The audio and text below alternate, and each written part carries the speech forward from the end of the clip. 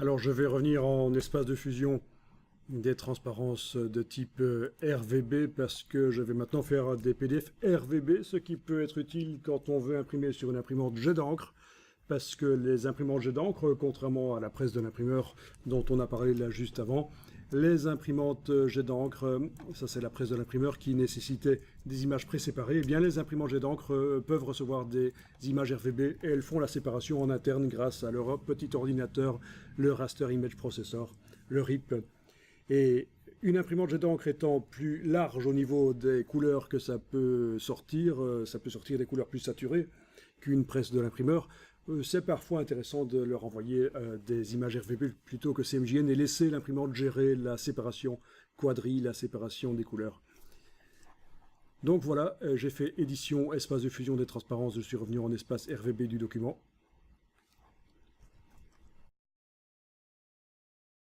Je vais tester l'exportation en RVB de ce même document InDesign. Je vais l'exporter en Adobe RGB.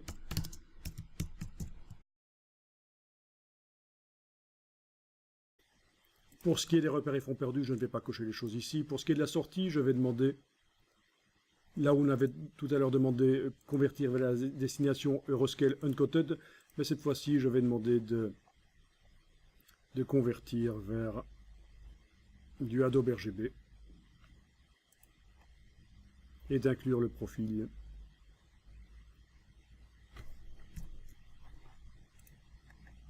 Voilà, le PDF vient de s'ouvrir et on a donc des couleurs vives avec la fusion qui est là, pas de problème. Alors si j'essayais de faire un export en sRGB, pour être plus compatible avec la plupart des écrans d'internautes, voilà, même chose, sortie, convertir vers la destination en sRGB, voilà. Voilà le document en sRGB, et vous remarquez que, bon, au niveau du décalage couleur, ça ne se voit pas trop, parce que le Adobe RGB et le sRGB sont quand même des formats, des espaces couleurs assez proches, mais la fusion n'est pas bonne, ça se voit. Avant, dans la version pour le Adobe RGB, la fusion était restée bonne. Mais là, en sRGB, elle n'est pas bonne. Tiens, essayons un export en Profoto pour voir si les couleurs se décalent. Exporter en Profoto.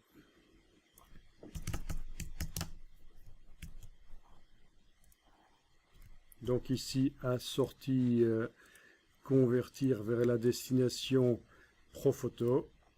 Voilà. J'exporte. Et voilà. Donc, la fusion est encore une fois différente.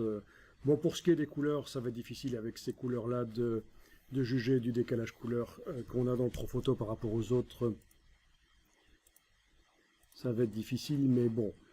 Alors, comment faire en sorte de pouvoir exporter un sRGB valable et avec une fusion qui est comme je la vois dans le document, comme je l'ai réglé, les transparences, les modes de fusion. Bon, ben, je vais ici demander édition, convertir en profil. Je convertis de l'espace Adobe RGB vers du sRGB. La case aperçue. Voilà.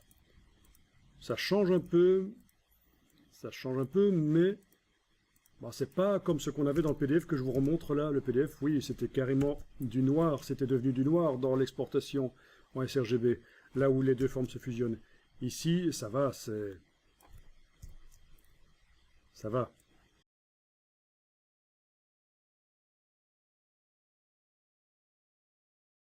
J'exporte.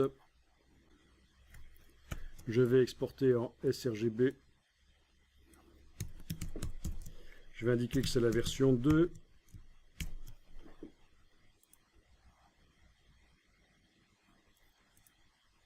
Au niveau de la sortie conversion vers la destination, oui, je vais indiquer sRGB. Et le profil sRGB sera inclus au document PDF. Et voilà, cette fois-ci c'est bon. La fusion a été préservée comme dans mon document.